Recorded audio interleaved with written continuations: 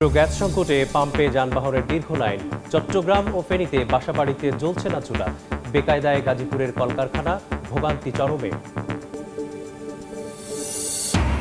বসতঘরের পাশে চিপসের প্যাকেটে হঠাৎ বিস্ফোরণ। বরিশালের বাকেরগঞ্জে একই পরিবারের ৩ জন দগ্ধ। বোমা কিনা খতিয়ে দেখছে পুলিশ, জড়িতদের চিহ্নিত করার চেষ্টা। পাবনায় চোর সন্দেহে গণপিটুনিতে একজনের মৃত্যু, অভিযুক্তের অস্ত্রের আঘাতে আহত ৩। পূর্বশত্রুতার জেরে ফরিদপুরে নির্যাতনের পর কৃষককে কীটনাশক খাইয়ে হত্যা। গাজীপুরের কাশিমপুর ভূমি অফিসের সব কর্মকর্তা কর্মচারী সাময়িক বরখাস্ত। আকস্মিক পরিদর্শনে গিয়ে অনিয়মের সত্যতা মেলেন জেলা প্রশাসক, নেওয়া হবে আইনি ব্যবস্থা।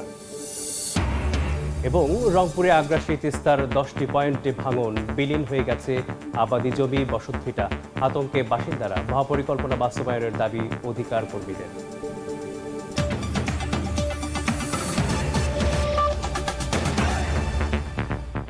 বাংলা সভায় সঙ্গে আছি আমি মেসবাহুল আলিফ। তীব্র আকার ধারণ করেছে গ্যাস সংকট। বাসাবাড়িতে বেশিরভাগ সময়ই জ্বলছে না চুলা। একই অবস্থা শিল্প কলকারখানায়, ফলে কমেছে উৎপাদন। গ্যাস সংকটের কারণে দীর্ঘ লাইন দেখা গেছে সিএনজি স্টেশনেও। ঘন্টার পর ঘন্টা অপেক্ষা করে গ্যাস পাচ্ছেন না চালকরা। তবে ভয়াবহ গ্যাস সংকটে পড়েছে চট্টগ্রাম। ঢাকায় গ্যাস সরবরাহ বাড়াতে চট্টগ্রামে গ্যাস সরবরাহ কমানো হয়েছে বলে জানিয়েছেন কর্ণফুলী গ্যাস ডিস্ট্রিবিউশন কোম্পানি লিমিটেডের কর্মকর্তারা। চুলা জ্বলছে না, গ্যাসের অপেক্ষায় বন্ধ রান্না। আর সিএনজি স্টেশনে গ্যাস সংকটে ঘন্টার পর ঘন্টা দাঁড়িয়ে শত শত যানবাহন। গ্যাস নিতে দীর্ঘ অপেক্ষায় ক্ষোভ প্রকাশ করেছেন যানবাহনের চালকেরা। 4:30 বাজাইছি, এখনো লাইনে আছি। কোম্পানিরে ফোন দিছি, কোম্পানি কাঙ্গো ইনকাম দিতে হইব। আমাদের কপাল খারাপ, ভাগ্য খারাপ, আর কি বলবো, করার কিছু নেই। কালকে ইনকাম বড় ইনকাম দিছি, গ্যাস লইতে রিনো, আজ একই অবস্থা ভাই, গ্যাস লইতে রিনো। পুরো চট্টগ্রাম নগরীতে গ্যাসের সংকট থাকলেও আগ্রাবাদ, হালিশহর, পতেঙ্গা সহ কিছু এলাকায় ভোগান্তি বেশি। আমরা দিনই রাইতে 24 ঘন্টা কষ্ট করি। এই 4:30 বাজাইছি, কয় না যেন এই গোড়াতাইছি, গেটের গোড়াতাইছি বন্ধ করে দিছি। গাড়ি বন্ধ হওয়ার ঘোষণা দিত, হয়তো আমরা গাড়ি লই বাড়িতে না। এখন কিছুক্ষণ দেয়, কিছুক্ষণ বন্ধ রাখে। এখন কোম্পানিরা বলে গাড়ি লই বাড়িতে। গাজীপুরের কালিয়াকৈর, কালীগঞ্জ ও শ্রীপুরের চাহিদা মতো গ্যাস পাচ্ছেন না গ্রাহকরা। সিএনজি স্টেশন সহ শিল্প কারখানায় প্রভাব পড়েছে গ্যাস সংকটে। গ্যাসের জন্য 2 দিন বসা ছিলাম, তবুও মনে করেন যে গ্যাস পাওয়া যায় না। 120 থেকে 100 প্রেসার, এই গ্যাস নিয়ে ঠিকমতো গাড়ি চালানো যায় না। দিনে মনে করেন যে 2 বার 3 বার গ্যাস নেওয়া লাগে। গ্যাস সংকটে ফেনীতে স্থবির হয়ে পড়েছে জনজীবন। গ্যাস সংকটের কারণে কমেছে বিদ্যুৎ উৎপাদন ও সরবরাহ। গ্রামে দৈনিক 6 থেকে 8 ঘন্টা ও শহরে 4 থেকে 6 ঘন্টা লোডশেডিং হচ্ছে। তানজিল হাসনাত, সময় সংবাদ। বরিশালে বসতঘরের সামনে চিপসের প্যাকেটে হঠাৎ বিস্ফোরণ। দগ্ধ হয়েছেন একই পরিবারের 3 জন। প্যাকেটে বোমা রাখা ছিল কিনা তা খতিয়ে দেখছে পুলিশ। ঝুলসে গেছে মুখমণ্ডল ও হাত। হাসপাতালের বেডে অসহ্য যন্ত্রণা পোহাচ্ছেন দগ্ধরা। সকালে বরিশালের বাকেরগঞ্জ উপজেলার ভরপাশা গ্রামের কামাল হোসেনের অসুস্থ ছেলে ফাহিম ও শাশুড়ি হনুফা বেগম ঘরের সামনে ব্যায়াম করতে বের হন। এ সময় ঘরের বেড়ার সঙ্গে রশিতে ঝুলানো একটি চিপসের প্যাকেট ও তার নিচে রাখা নতুন ব্যাগ দেখতে পান। এ সময় সেখানে আসেন ফাহিমের খালা ইতি। দুইজনই ব্যাগটি ধরতে এগিয়ে গেলে পা পেছলে যায় ইতির। কিছু বুঝে ওঠার আগেই বিস্ফোরণ হয় ব্যাগে। ঝলসে যায় নানি, নাতি ও খালা। কাগজ দিয়ে ঢাকা ছিল, টানানো ছিল নতুন একটা ব্যাগ আর 3টে চিপস। এটা উচ্চ খাইয়ে পড়ছে, পরে আমার হাত ওই তোর উপর পড়ছে, পরে ব্যাগ দেখলাম কি ফুটে উঠলো, ব্যাগের ভিতর দিয়ে ঠাস করে শব্দ হইলো। পুলিশ জানায় চিপসের প্যাকেটে লুকিয়ে রাখা হয়েছিল বোমার মতো শক্তিশালী কোনো বিস্ফোরক। তবে কে বা কারা এই ঘটনা ঘটিয়েছে তা তদন্তে কাজ শুরু করেছে বিস্ফোরক বিশেষজ্ঞ দল। বরিশালের যে টিম, তারা সবাই ঘটনাস্থলে গেছে এটা দেখার জন্য এবং তদন্ত করার জন্য। চিকিৎসকরা জানিয়েছেন বিস্ফোরণে 2 জনের শরীরের প্রায় 30% পুড়ে গেছে। অপূর্ব অপু, সময় সংবাদ, বরিশাল। পাবনায় চোর সন্দেহে গণপিটুনিতে একজনের মৃত্যু হয়েছে। অভিযুক্তের অস্ত্রের আঘাতে আহত হয়েছেন 3 জন। পুলিশ জানায় ভোরে ঈশ্বরদীর শাহপুর মিস্ত্রিপাড়া এলাকায় হাবিবুল মণ্ডলের দোকানে চুরি করতে যায় সুমন। এ সময় হাবিবুল ও তার 2 ছেলে টের পেয়ে গেলে তাদের 3 জনকে ধারালো অস্ত্র দিয়ে আঘাত করে। চিৎকারে আশপাশের লোকজন ছুটে এসে ওই চোরকে গণপিটুনি দেয়। এক পর্যায়ে দড়ি দিয়ে চোরকে বেঁধে রাখা হলে সকালে ঘটনাস্থলেই তার মৃত্যু হয়। নিহত সুমনের বিরুদ্ধে একাধিক মামলা রয়েছে বলেও জানান পুলিশ।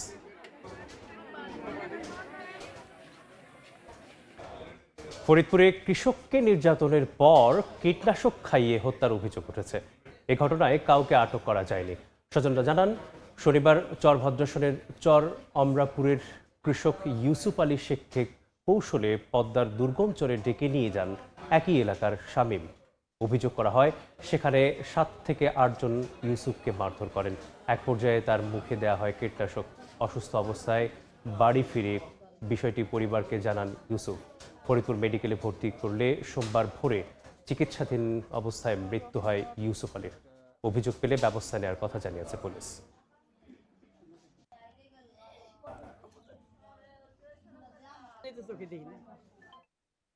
গাজীপুরের কাশিমপুর ইউনিয়ন ভূমি অফিসে ঘুষ, দুর্নীতি ও সেবাগ্রহীতাদের হয়রানির অভিযোগে অফিসে সব কর্মকর্তা কর্মচারীকে সাময়িক বরখাস্ত করা হয়েছে।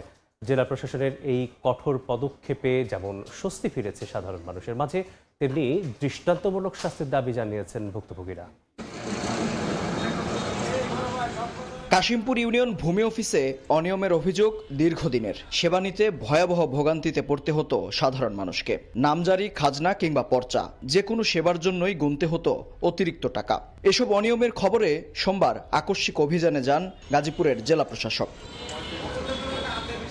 অভিযানে সেবাগ্রহীতাদের সুনির্দিষ্ট অভিযোগ এবং নথিপত্রে নানা অসঙ্গতি চোখে পড়ে জেলা প্রশাসকের।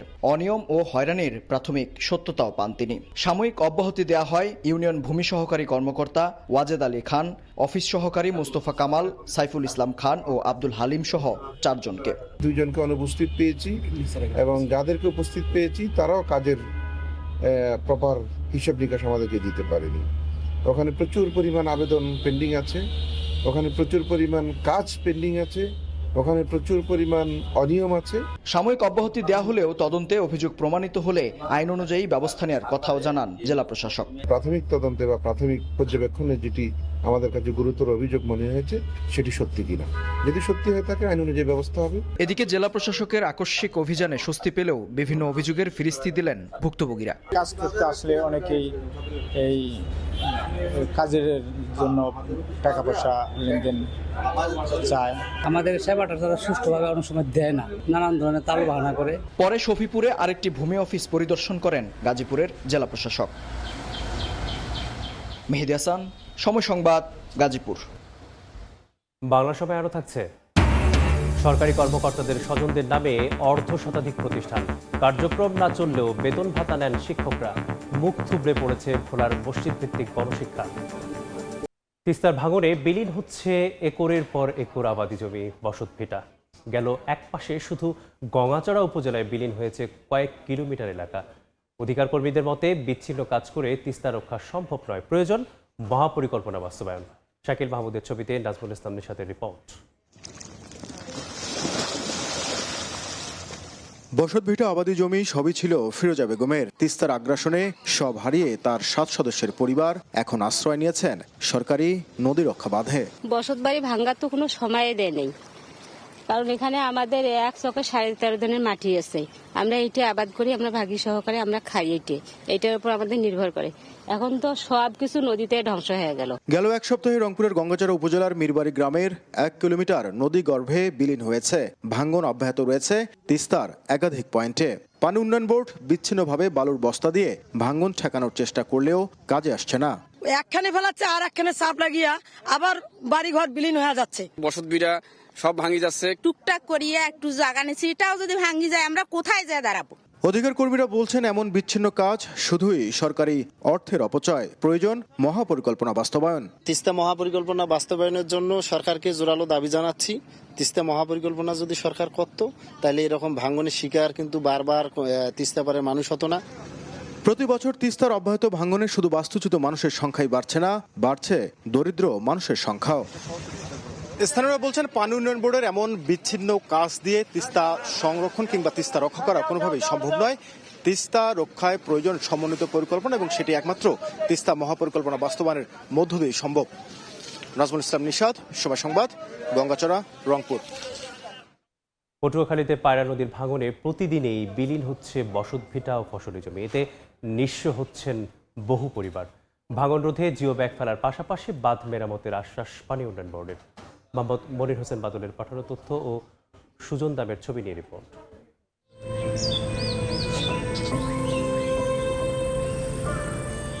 একে একে নদী গ্রাস করেছে বসতভিটা। শেষ এক টুকরো ফসলি জমি ছিল, সেটিও হারিয়ে নিঃস্ব ৮০ বছরের বৃদ্ধ হাবিবুর রহমান খান। ৩ কিলোর মধ্যে ২ কিলো জায়গার বাড়িঘর ছিল, স্কুল ছিল, মাদ্রাসা ছিল, কবরস্থান ছিল, সবকিছুই নদীতে।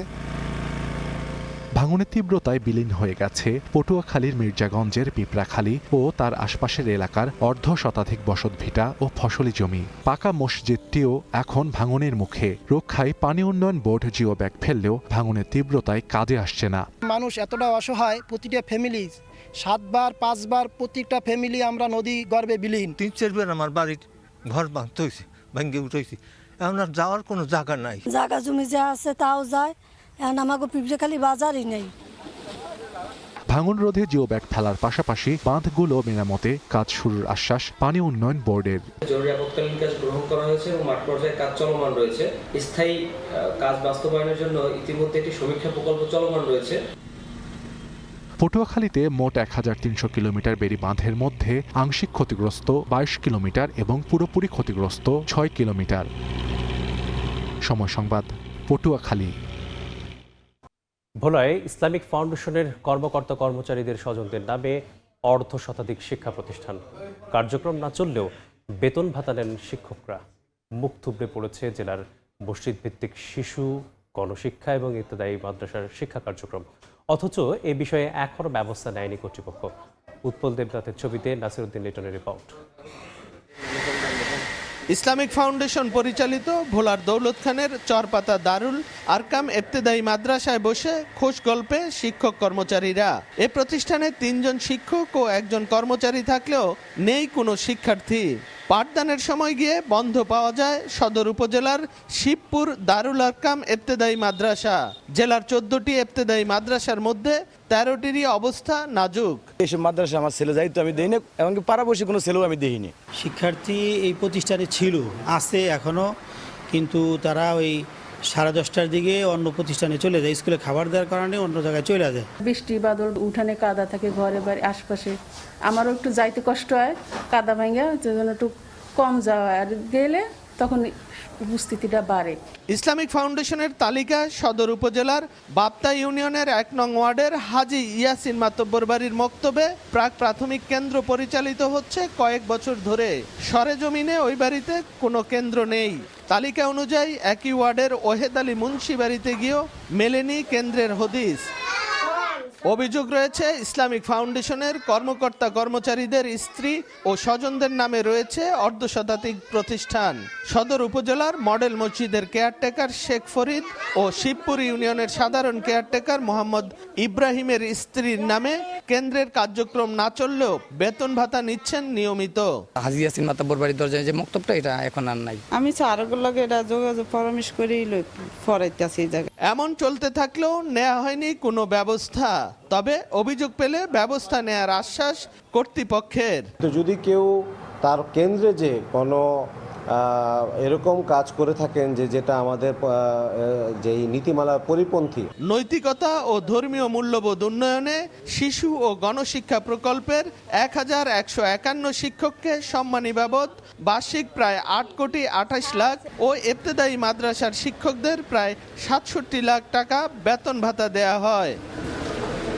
নাসিরউদ্দিন লিটন, সময় সংবাদ, ভোলা। বেহাল দশা বরিশাল মহিলা পলিটেকনিকের ছাত্রীনিবাসের। খসে পড়েছে পলেস্তরা, দেয়ালে দেখা দিয়েছে ফাটল।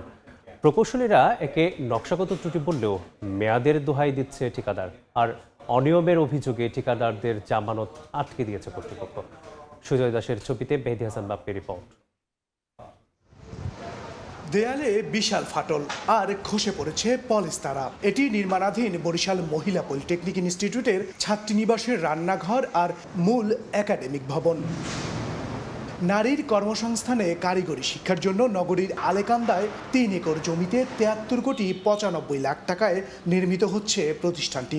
2022 সালে শুরু হয়ে 2024 সালে হস্তান্তর করা হয় 6 তলা একাডেমিক ভবন। 4 তলা ছাত্রীনিবাসের অগ্রগতি কাগজে কলমে শতভাগ দেখানো হলেও হস্তান্তরের 2 বছরের মাথায় রান্নাঘর ও মূল ভবনে ফাটল এবং একাডেমিক ভবনের পলেস্তারা খসে পড়েছে। সংশ্লিষ্টদের মতে মূল ভবনের সঙ্গে ব্রিক স্ট্রাকচারের অপরিকল্পিত সংযোগের কারণেই এই ধস। কিচেন ভবন ওটা একটু প্রবলেম আছে, তারপর বাইরেও আছে যে নোনায় ধরছে কোনো কোনো জায়গায়। যে এগুলো নিয়ে আমি ওনাদেরকেও দেখিয়েছি, ওনারা বলেছেন যে এগুলো আমরা ঠিক করে দেবো। সয়েলের অসমবসন হয়েছে। আর একটা বিষয় আমার কাছে মনে হলো যে দুটি ভবন ছোট বড় মিলিয়ে দুটো একদম পাশাপাশি একটার সাথে আর একটা লাগানো, এটা করা আমার মনে হয় ঠিক হয়নি। একটা ভবনের ত্রুটি আর একটা ভবনকে এফেক্ট করছে এখানে। ঠিকাদারি প্রতিষ্ঠানের দাবি 2 বছর আগেই ভবন হস্তান্তর করায় বর্তমান ক্ষতির দায়ভার তাদের নয়। তদারকি বাড়ানোর দাবি নাগরিক সমাজের। 1 বছর পর্যন্ত যে কোনো সমস্যা হলে সেটা ঠিকাদার দেখে, তারপর 3 বছর আগের বিল্ডিং সেটা তো আর সমস্যা হইলে সেটার জন্য তো আর আমরা দায়ী না। মানসম্পন্ন কাজ হঠাৎ এই 2 বছরের মধ্যে এত নিম্নমানে কেমন করে চলে আসলো? তো কাজেই এর সুষ্ঠু তদন্ত আমরা চাচ্ছি।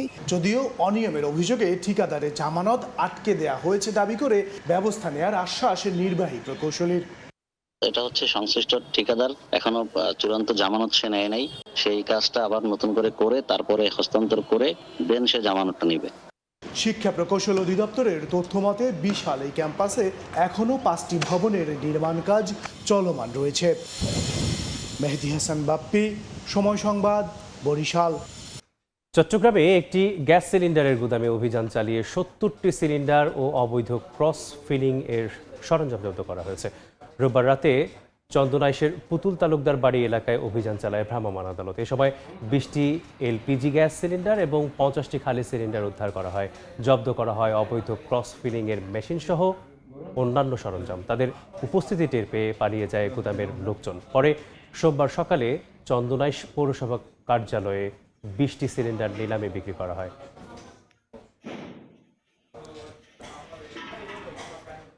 চাঁদপুরে নানা অনিয়মের দায়ে 5টি ব্যবসা প্রতিষ্ঠানকে জরিমানা করা হয়েছে। দুপুরে জেলা শহরের পাইকারি ব্যবসা কেন্দ্র পুরান বাজারে অভিযান চালায় জাতীয় ভোক্তা অধিকার সংরক্ষণ অধিদপ্তর।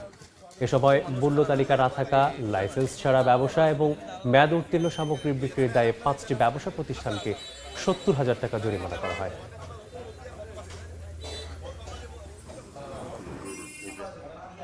নানা অনিয়মের অভিযোগে লক্ষ্মীপুরে 2টি স্বাস্থ্যসেবার প্রতিষ্ঠানকে 1,20,000 টাকা জরিমানা করা হয়েছে। দুপুরে শহরের বিভিন্ন হাসপাতাল ও ডায়াগনস্টিক সেন্টারে অভিযান চালায় জেলা প্রশাসন। অভিযানে পরিবেশ অধিদপ্তরের ছাড়পত্র না থাকা সহ নানা অনিয়মের অভিযোগে মিলেনিয়াম হসপিটালকে 1 লাখ টাকা জরিমানা করেন নির্বাহী ম্যাজিস্ট্রেট। পরে একই সড়কে আবাসিক ভবনে ডায়াগনস্টিক সেন্টারের স্থাপন, রেজিস্ট্রেশনবিহীন ডেঙ্গু টেস্টের কিট মজুতের দায়ে ট্রাস্ট মেডিকেল সার্ভিস নামে ডায়াগনস্টিক সেন্টারকে 20,000 টাকা জরিমানা করা হয়।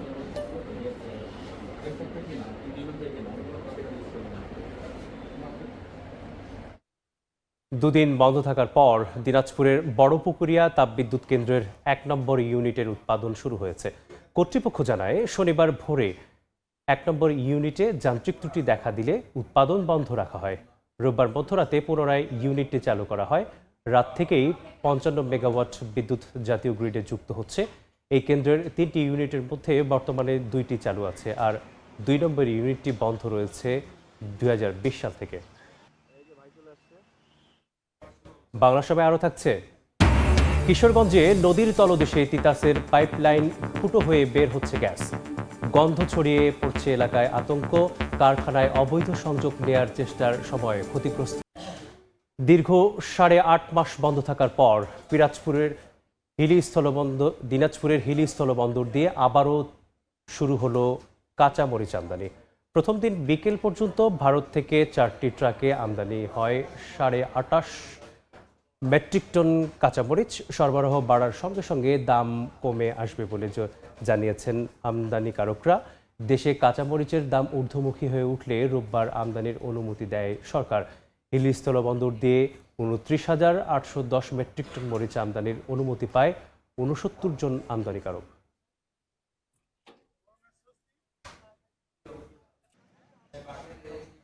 মরিচ মূলত আমাদের ঢাকার দিকে যাবে, কারণ বাজার বা আশেপাশে আরো যেগুলো যাত্রাবাড়ি এগুলো আছে, কাঁচামরিচ বাংলাদেশে ঢোকা শুরু করলে বাজারে একটু প্রভাব পড়বে, অটোমেটিকলি দাম কমে আসবে। সরকার যদি শুল্ক কমায় এতে সাধারণ মানুষও কম দামে মরিচ খেতে পারবে। কাঁচামরিচ বন্দরে ঢোকার সাথে সাথে আমরা কোয়ারেন্টাইন কার্যক্রম সম্পন্ন করার সাথে সাথে আমরা সার্টিফিকেট ইস্যু করব, পণ্য খালাস হবে। এ বিষয়ে বিস্তারিত জানাতে হিলি স্থলবন্দরে আছেন রিপোর্টার শফিকুল ইসলাম। সরাসরি যাচ্ছি তার কাছে। কাঁচা মরিচের দাম নিয়ন্ত্রণ রাখতে গতকাল বাণিজ্য মন্ত্রণালয় থেকে কাঁচামরিচ আইপির অনুমোদন দিলে আজকে হিলিস্থল বন্দর দিয়ে কাঁচামরিচের আমদানি শুরু হয়। তো হিলিস্থল বন্দরে 4টা পর্যন্ত 69 জন আমদানিকারক 29,810 মেট্রিক টন আইপি অনুমোদন পেয়েছে। তো আজকে বিকাল 4টা পর্যন্ত 4টি ট্রাকে 28 মেট্রিক টন কাঁচামরিচ আমদানি হয়েছে। এদিকে কাঁচামরিচ আমদানি খবরে স্থানীয় বাজারে কিন্তু প্রতি কেজি কাঁচামরিচের দাম 50 টাকা পর্যন্ত কমেছে। গতকালকে যে মরিচটি প্রতি কেজি 300 টাকার উপরে বিক্রি হলো সেটা কিন্তু এখন 250 টাকা নিচে বিক্রি হচ্ছে। তাছাড়া হিলিস্থল বন্দরে আমরা দেখেছি কাঁচামরিচ আমদানি খবরে দূর দূরান্ত থেকে যারা কাঁচামরিচের পাইকারি ব্যবসায়ী আছে তারা কিন্তু বন্দরে আসতে শুরু করেছে। তা আজকে আমরা দেখেছি যে অনেকদিন পর কাঁচামরিচ আসার পরে সে ব্যবসায়ীরা বলছেন যেহেতু দীর্ঘ 8.5 মাস পর হিলিস্থল বন্দর দিয়ে কাঁচামরিচের আমদানি শুরু হয়েছে, তো যেহেতু দেশীয় বাজারে বন্যায় আকস্মিক বন্যায় কাঁচামরিচের খেতে অনেকটা ক্ষতিগ্রস্ত হওয়ার কারণে কাঁচামরিচের চাহিদা রয়েছে। তো তারা বলছেন যেহেতু সরকার আইপি দিয়েছে তো সেইভাবে যারা মরিচ আমদানি করছেন। তো আজকের যে মরিচগুলো এগুলো হচ্ছে মূলত ভারতের বিভিন্ন প্রদেশ থেকে তারা মরিচগুলো আমদানি করছেন। তো ব্যবসায়ীদের পক্ষ থেকে বলা হচ্ছে প্রতি কেজি মরিচের যে পরিমাণ শুল্ক দিতে হয় তারা বলছেন তারা যদি শুল্ক সরকার যদি দেশের স্বার্থে যদি শুল্ক কিছুটা কমায় সেক্ষেত্রে মরিচের দাম অনেকটা কমবে বলে তারা বলছেন। তাছাড়া ব্যবসায়ীদের সাথে আমি কথা বলেছিলাম, তারা বলছেন আগামীকাল থেকে মরিচের আমদানি বৃদ্ধি পাবে। তাছাড়া মরিচের যে চাহিদা সেটাও কিন্তু অনেকটা চাহিদা রয়েছে।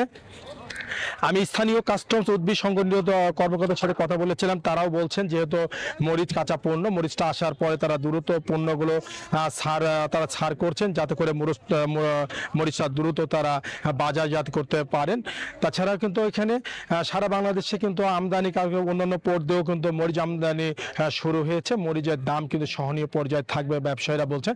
তো যদি আমদানি যদি বৃদ্ধি পায় সেক্ষেত্রে মরিচের দাম যা আছে সে মরিচের দামটা কিন্তু সহনীয় পর্যায়ে কিন্তু চলে আসবে। তো হিলিস্থল বন্দর দিয়ে মরিচের দাম আমদানি নিয়ে এতটুকু ছিল আমার কাছে সর্বশেষ। যুক্ত ছিলাম দিনাজপুরের হিলিস্থল বন্দর থেকে। এবার গ্রেফতার হলো চট্টগ্রামের শীর্ষ সন্ত্রাসী ডেভিড ইমনের 2 সহযোগী দিদার, আফসার সহ 5 জন। তাদের কাছ থেকে 2টি বিদেশি পিস্তল, 1টি এলজি, 2টি ম্যাগাজিন ও 11 রাউন্ড গুলি উদ্ধার করা হয়েছে। গ্রেপ্তার 5 জনের সঙ্গে বিদেশে পলাতক শীর্ষ সন্ত্রাসী বড় সাজ্জাদের সম্পর্ক রয়েছে বলে জানিয়েছে পুলিশ।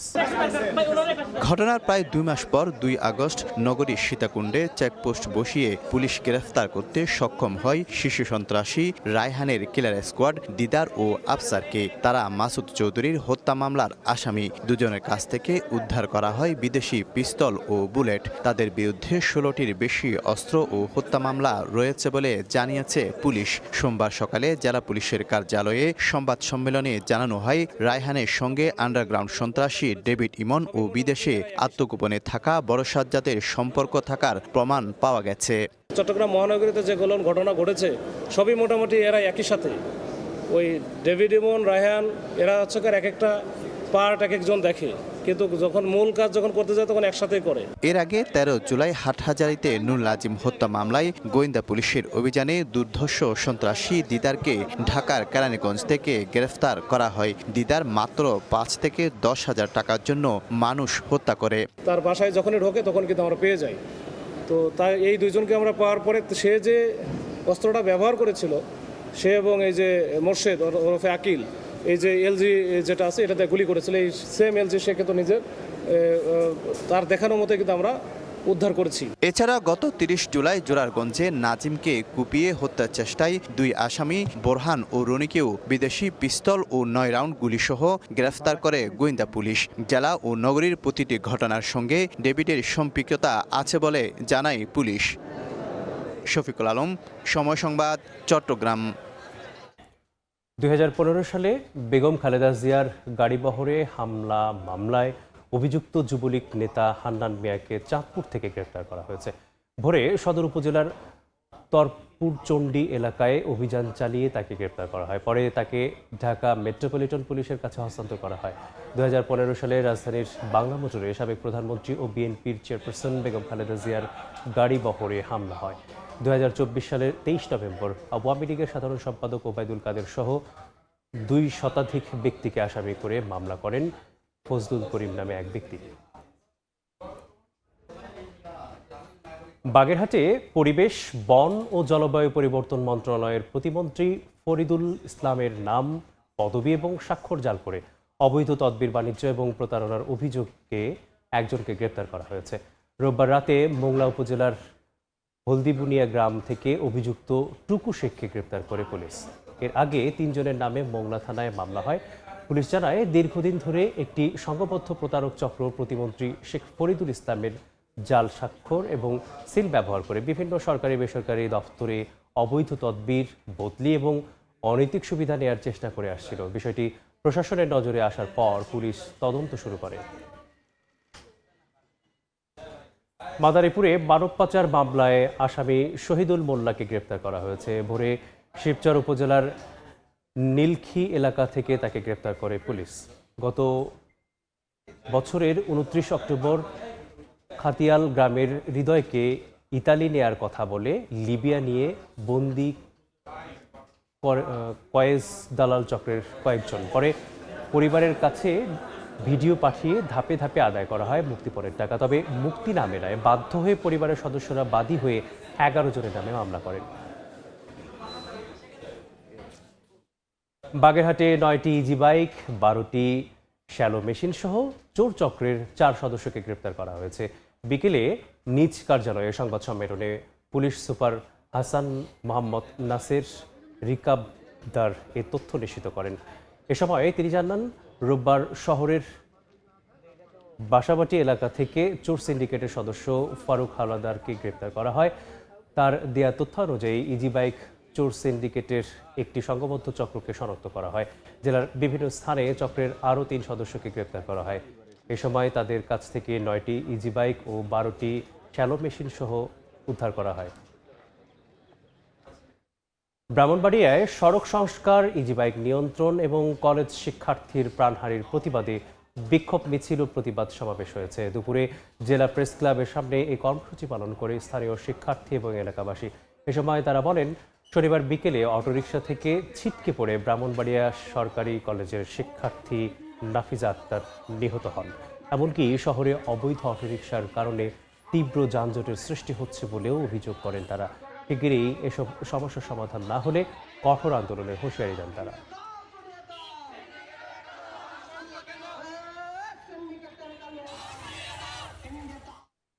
নিরবচ্ছিন্ন সরবরাহ নিশ্চিত সহ 7 দফা দাবিতে বরগুনায় বিদ্যুৎ অফিস ঘেরাও করে বিক্ষোভ করেছেন এলাকাবাসী। সকালে জেলার প্রেস ক্লাবের সামনে জড়ো হন জেলা নাগরিক অধিকার সংরক্ষণ কমিটির সদস্য সহ বিভিন্ন শ্রেণী পেশার মানুষ। পরে একটি বিক্ষোভ মিছিল নিয়ে বিভিন্ন সড়ক ঘুরে West zone power distribution company লিমিটেডের কার্যালয়ের সামনে সমাবেশ করেন তারা। এ সময় তারা অভিযোগ করেন, দিনের বেশিরভাগ সময়েই বিদ্যুৎ সরবরাহ বন্ধ থাকে। এতে নানা সমস্যার সৃষ্টি হচ্ছে। বিদ্যুৎ বিভ্রাট নিরসন সহ 7 দফা দাবি জানান তারা। পরে জেলা প্রশাসকের কাছে স্মারকলিপিও জমা দেওয়া হয়।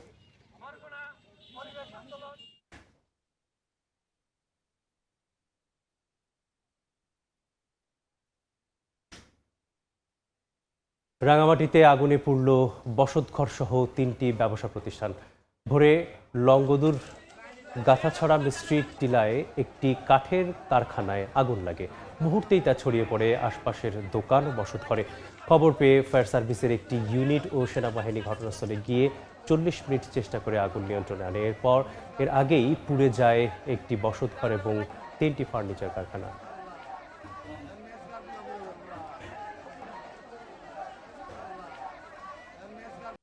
কিশোরগঞ্জের নদীর তলদেশে তিতাসের পাইপলাইন ফুটো হয়ে 1.5 মাস ধরে বের হচ্ছে গ্যাস।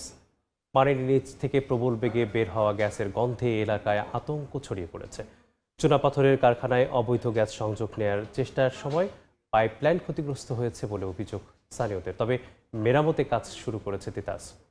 কিশোরগঞ্জ থেকে নূর মোহাম্মদের তথ্য এবং রুবেল হোসেনের ছবি নিয়ে রিপোর্ট। নদীর তলদেশে ছিদ্র হওয়া পাইপ থেকে বের হচ্ছে গ্যাস। প্রবল বেগে সেই গ্যাস উঠে আসছে নদীর পানির উপরে।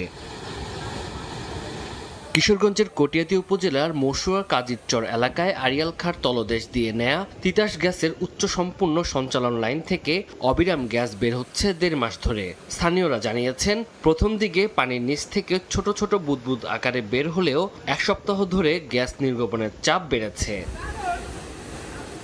এলাকাবাসীর অভিযোগ, কিছুদিন আগে নদীর তলদেশের পাইপলাইন ছিদ্র করে কাজিরচর গ্রামের একটি চুনাপাথরের কারখানায় অবৈধ গ্যাস সংযোগ নেওয়ার চেষ্টা করা হয়, কিন্তু পানি বেড়ে যাওয়ায় তা আর সম্ভব হয়নি। পরে পানির নিচ থেকে প্রবল বেগে বের হতে থাকে গ্যাস।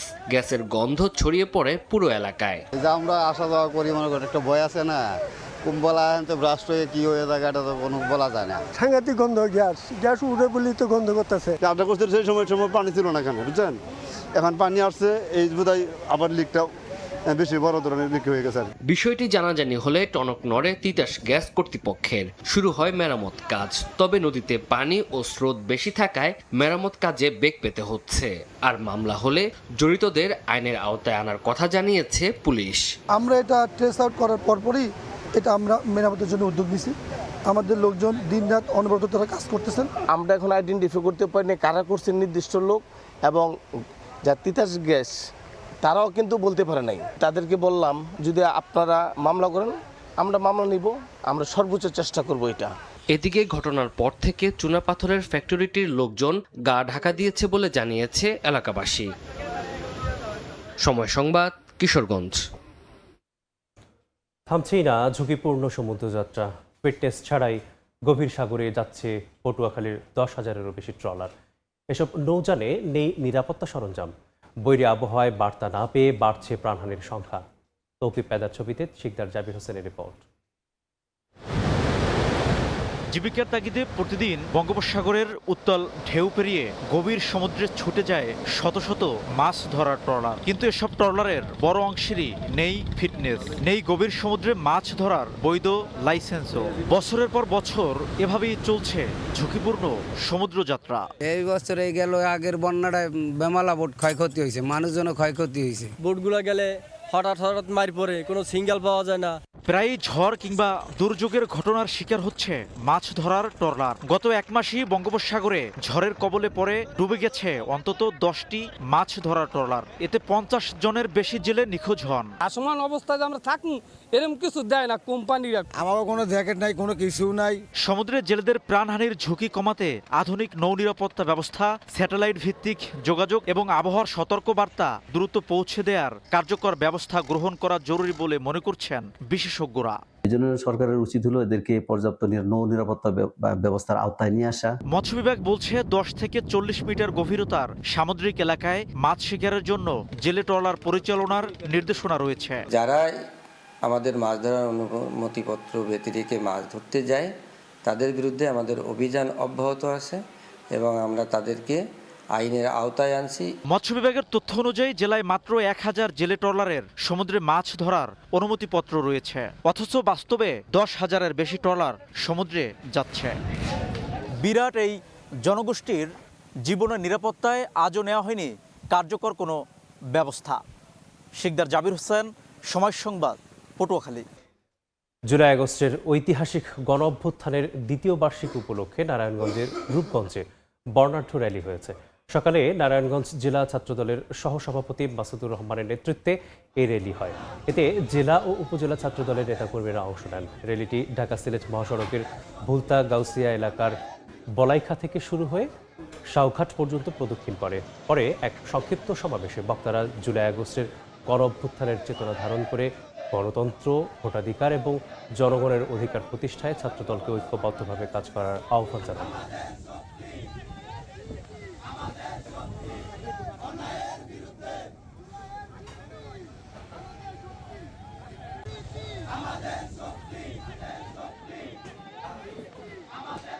কক্সবাজারে প্যারাসেইলিং দুর্ঘটনায় পর্যটক নিহতের ঘটনায় এখনও ধরাছোঁয়ার বাইরে কার্যক্রম পরিচালনাকারীরা।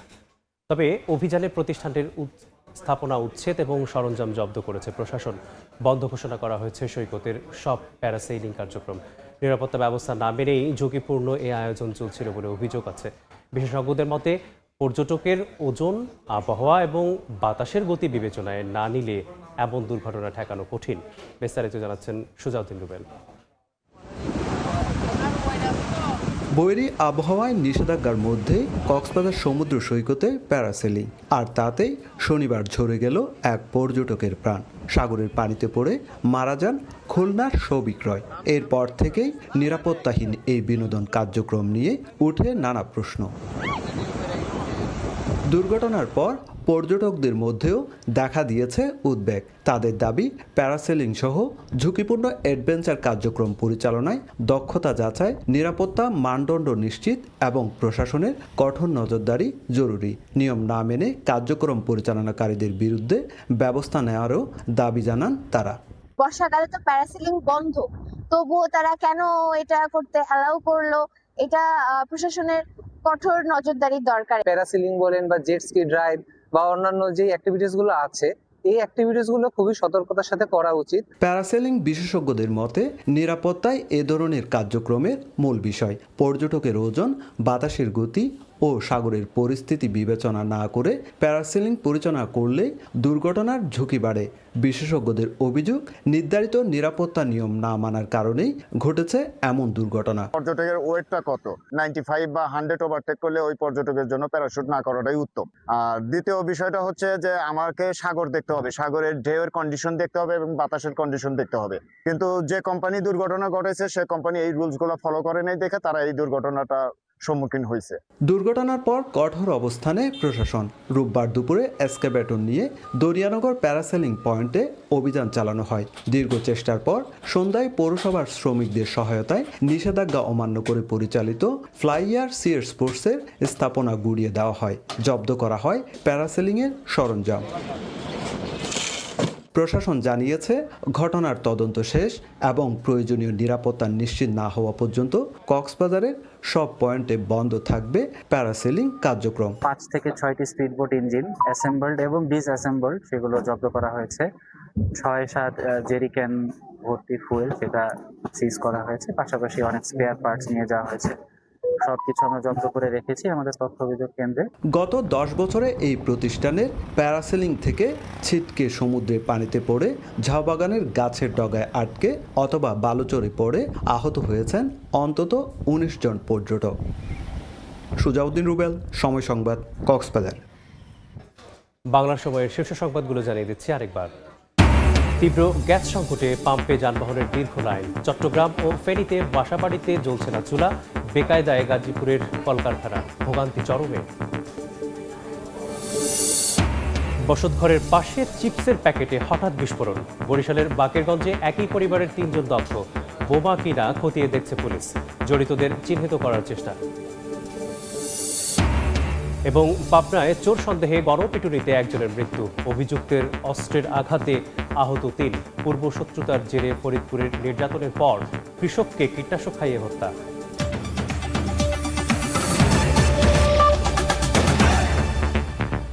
এই ছিল বাংলার সময়ে। এরপর দেখবেন সন্ধ্যার সময়। সঙ্গে থাকবেন সহকর্মী জাফর সাদিক। ধন্যবাদ মেজবা। সন্ধ্যার সময় নিয়ে আসছি কিছুক্ষণ পর, সঙ্গে থাকুন সময়ের।